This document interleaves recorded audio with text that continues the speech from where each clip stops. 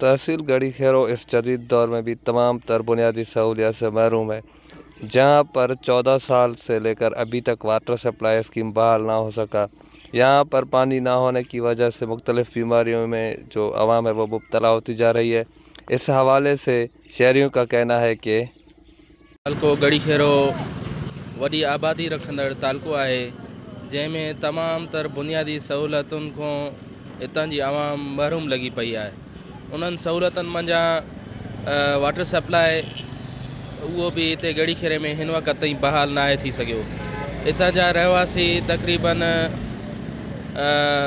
पैसा भरे करे हितां खां 2 खां 3 किलोमीटर परे बाहि ते पाणी वठण ते मजबूर आहिनि। हितां गॾा रक्शे जे ज़रिए वञी करे सैफुल्ला शाख ऐं हैदर शाह बुखारी उते वञी करे पाणी भरण ते मजबूर आहिनि। ऐं काफ़ी असांजा अहिड़ा ग़रीब गुरबा घर आहिनि जेके ग़रीब बाहि ते पाणी बि नथा वठी सघनि, त उहो खारो पाणी हितां जो वापराइण ते मजबूर आहिनि, जंहिंजे सबब खां हितां जी आवाम में, हितां जा नंढा ॿारनि में अक्सर अव्हांखे बीमारियूं मिलंदियूं, जंहिंमें हेपेटाइटिस वग़ैरह आहे। असां लिहाज़ा आला हुकाम खां इहो मुतालबो था कयूं त असांजे शहर गढ़ी खेर खे वाटर सप्लाई जी स्कीम ॾिनी वञे। सैलाबाई फसाद में शहर गढ़ी खेरो चाहे आफ जेको है न किलत जेको बीधा हुआ अञा मौजूद है। एड़ा जेको आवा फुरखे न तो मर्दों ने गाड़ो सारा अंबर काफ़ी अंबरा रोग आवा फुरखे न करें। एड़ा वाटर सप्लाई ते को सहूलत न गवर्नमेंट सिंधा से अपील है तो वाटर सप्लाई सहूलत दें।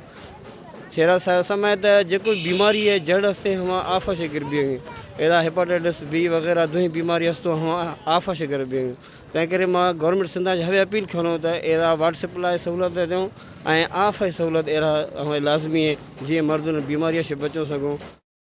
वश न्यूज़ से बात करते हुए शहरियों का कहना था कि इस जदीद दौर में भी हम वाटर सप्लाई जैसी सहूलत से महरूम हैं।